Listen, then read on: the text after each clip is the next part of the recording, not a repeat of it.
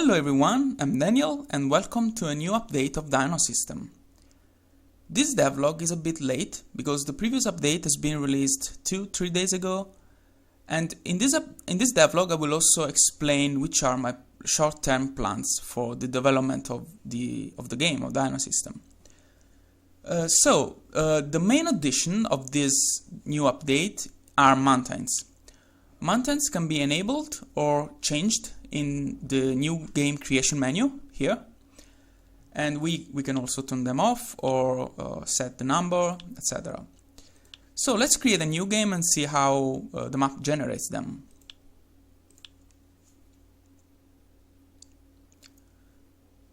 As you can see, the map generates some chunks of mountains which don't look very good from this point of view, from this zoom, but they do their job when you play the game, especially when you play in survival mode, where you are the camera is so close to your character that you don't see that every chunk of mountain is similar to the other one. It's just the copy of the other ones.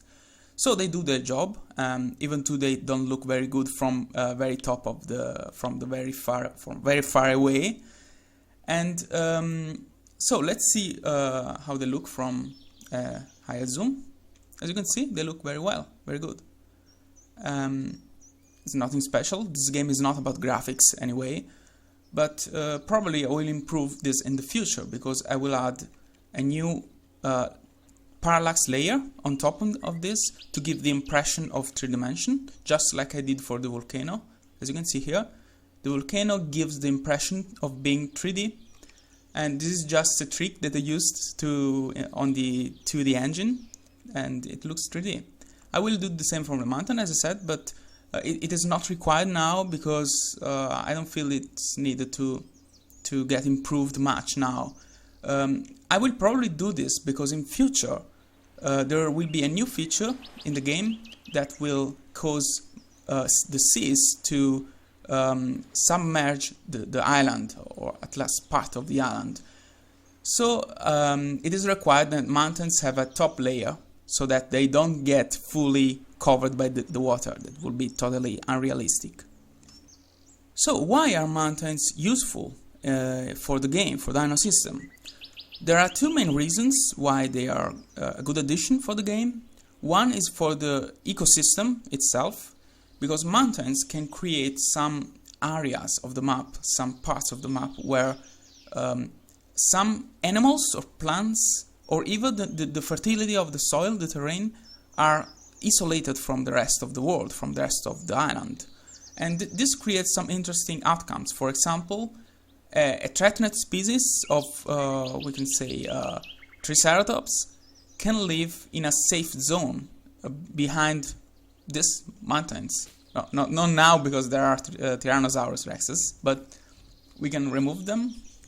And if, say, there are just 2 Triceratops here, a male and a female, they're actually 2 males, but anyway, they could just survive without being hunted because they are safe. And yeah, this is an interesting. It's totally random because you can't predict this. Well, in God mode you can mess with it. You can, just as I did, you can drag animals and stuff. But if you don't do anything, if you just watch the outcomes, it is interesting to see how the mountains create separate zones and mess with the evolution of the island, of the ecosystem. And this also applies to wind. If I set the wind too high, you see that the sandstorm here doesn't pass to the mountain, and that's very useful, especially in survival mode. Speaking of survival mode, if I create a new character here and go close to the mountain, you see that the insulation indicator indicates that there is a 10% bonus to insulation because we are close to a mountain. And this is useful also for creating a shelter because you don't need many walls to enclose you now, because there is just one section of wall done, which is the mountain. And yeah, that's very good, very interesting addition, especially for future things, for future features like the addition of minerals and mining and caves and many other things that will probably come in the future. Another essential change in this update is the new balance regarding the timescale. Many users reported that the time was too fast previously. In fact, a single day, 24 hours in the game, was just 240 seconds in real life, and that was too fast for a game like this. Even to the fact is that the game simulates a whole ecosystem with plants, animals, and even the soil, weather, etc. So it has to be rather fast to give the idea to the player that the ecosystem is alive, that things evolve over time and change. And a very, very slow timescale breaks this impression, because makes things slower over the whole ecosystem, the whole island, and you hardly assess changes in the terrain, in the soil, as I said, in the weather, in the animal population, etc. So at first glance, I decided to have a very fast timescale, but then as the game evolved gradually, I noticed as well that the timescale was too fast for a survival game, for a survival simulation. In fact, many users, as I said, reported this and were not able to undertake the basic tasks of the basic actions in the survival mode in the single day, in a single first day. So I just tried to change this, and finally I came up with a solution, doubling the timescale.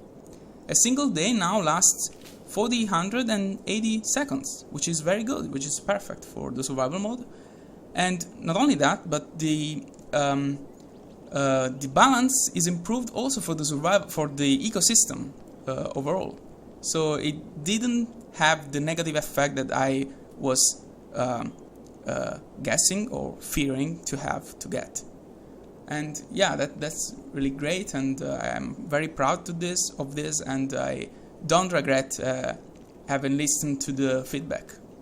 So these were the two main things, changes or added in the game in this update, but there are many other little things and improvements and additions.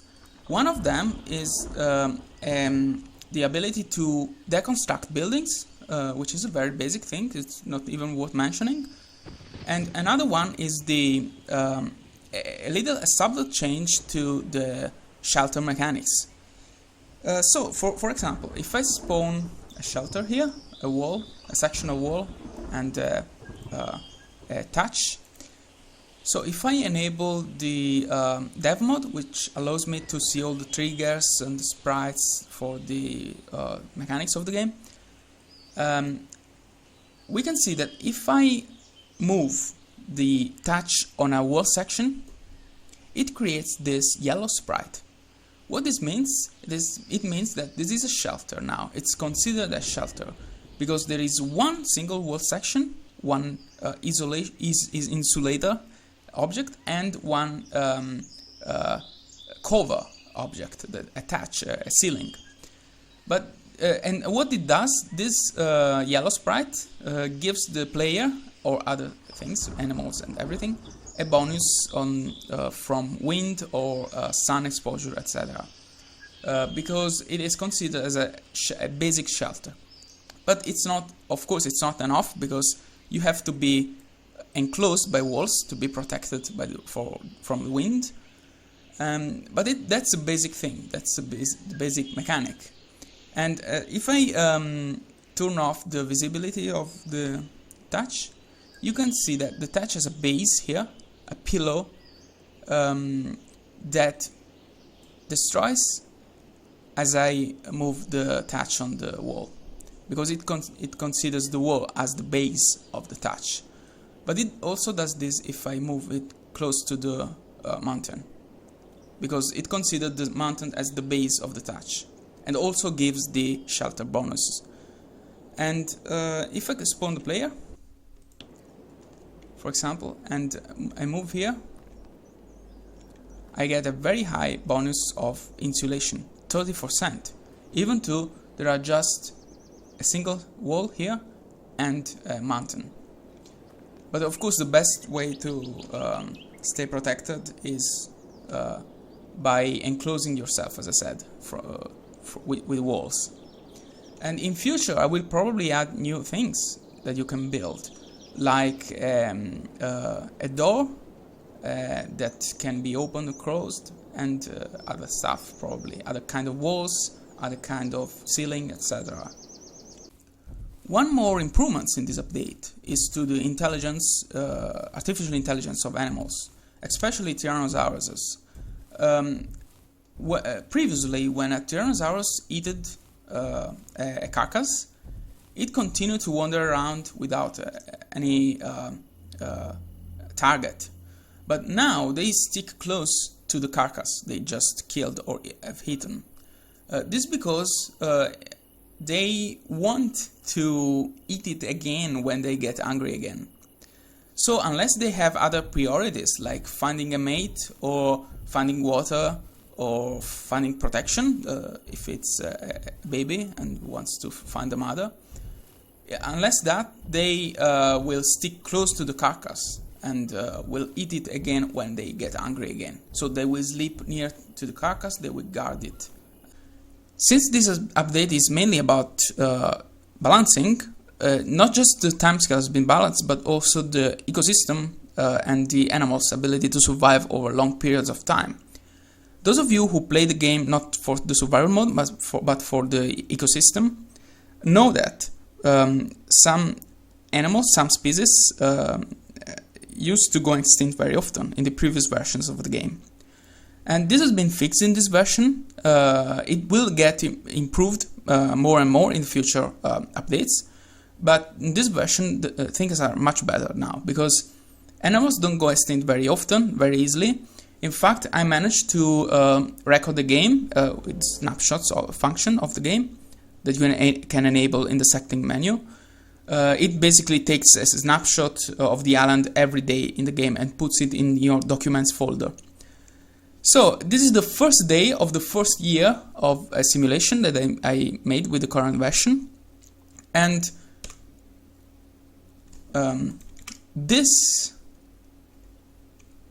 but it doesn't look very good because there is a lightning bolt striking right in this time. What a coincidence! But like this, this is the last day of the 33 year of the simulation, which is a very long time, because 33 years are equal to 66 years of the previous version, because as I said, the timescale speed has been slowed down to half, so has been doubled the length. So it is a very long time. It equals to 10 hours in real life of maximum simulation speed 20 for the speed of the simulation. So yeah, that's very, very, very long time with long simulation. As you can see, the species on the right panel, this is a work in progress interface. It's not a final interface of the God mode, by the way. On the right side of the panel, there are animals listed, and as you can see, they are extinct. Triceratops are totally extinct, Tyrannosaurus just one male, and Kilosaurus just one female. And yeah, they are extinct, but when they are extinct? In the last year. If I go back of 1 year now, you can see that there are still 3 Ankylosaurus, 2 males and 1 female, and 8 Tyrannosaurus. But if I go even previously, even before that, you can see that there is still an ecosystem, animals thriving here. 8 Tyrannosaurus, 9 Ankylosaurus, 7 Triceratops with many eggs, and this lasted until year 30. And this is a record, a very long time for the game. It never happened previously in any version. And I swear I didn't save and reload or mess with it, with my ability, with my power, godly powers. I just ran the simulation and waited. And that's really interesting. I will probably build a new video with this simulation and will put it on YouTube so you can check it. But it's very interesting. And yeah, now animals are able to survive for much longer, to avoid extinction for much longer. So about the plans for the short-term development of DinoSystem, here is the Steam forum thread about the development. And as you can see, in the short term there are things like animal taming, a new dinosaur, the Trudon, new proper God mode interface and tools, like I said previously, the whip interface, and fallen trees and basic woodworking mechanics, this stuff. And yeah, that's are the main things that I want to work on in the upcoming update, which will be probably a very big update unless I decide to release a smaller one before that, before working on the new animal and taming system, which are very complex and big things to do. And I can show you a little sketch of the Trudon, of the graphics, and this one. This is just a placeholder, preview, we can say, a sketch. And my teammate is working on this, and it's doing a great job.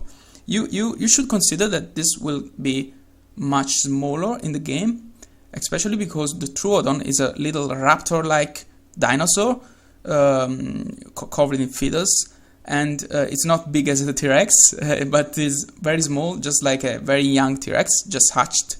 So this is already very HD for being so small, and you should imagine it being very smaller than this. And yeah, that's the plans. I didn't deliver many info about the new feature that I want to include in the upcoming update, but probably I will do it in the future announcements. And that's all for this devlog, and see you in the next video.